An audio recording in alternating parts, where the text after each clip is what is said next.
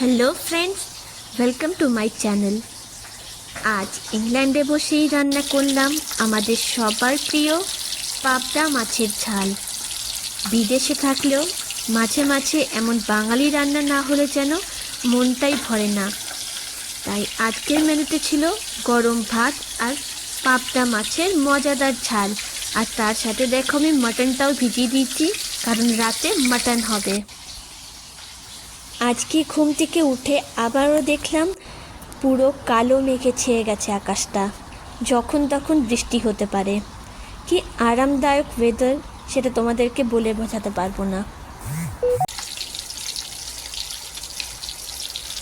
বিদেশে থাকলে একটা সময়ের পর বুঝতে পারা যায় খাবার শুধু পেট ভরায় না, এটা অনেক স্মৃতি, অনেক অনুভূতি আর নিচের মানুষদের কাছে ফিরিয়ে নিয়ে যায়। পাবদা মাছ দেখলেই মনে পড়ে যায় ছোটোবেলার দুপুর, পরিবারের সবাইকে নিয়ে একসঙ্গে খাওয়া আর মায়ের হাতের সেই চেনা স্বাদ। আজ আমি ইংল্যান্ডে থাকলেও প্রতিটি লোকালয় যেন নিজের দেশের গন্ধ খুঁজে পাই। দূরত্ব যতই হোক, নিজের শিকড়কে কখনো ভোলা যায় না। কিছু খাবার শুধু খাবার নয়, তারা আমাদের স্মৃতি আর ভালোবাসাকে বাঁচিয়ে রাখে। তুমি যদি দেশের বাইরে থাকো তাহলে নিশ্চয়ই বুঝতে পারবে কিছু কিছু খাবার আমাদের মুহূর্তের মধ্যেই নিজের বাড়িতে ফিরিয়ে নিয়ে যায়। রান্নাঘরটা দারুণ সুগন্ধে ভরে গেছে।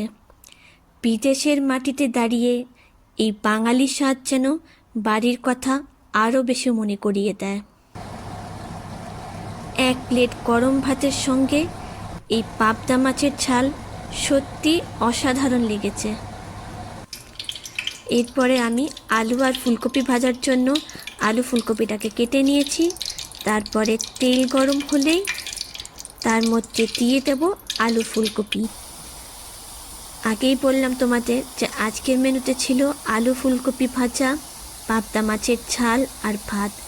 আর রাতে মাটন করব বলে মাটনটাকে এখনই ভিজিয়ে দিয়েছিলাম জলে, তারপরে ম্যারিনেট করে ওটা রাতে মাটনটা করব। ভিডিওটি ভালো লাগলে সাবস্ক্রাইব করতে ভুলো না। তো চলো, ওকে, বাই।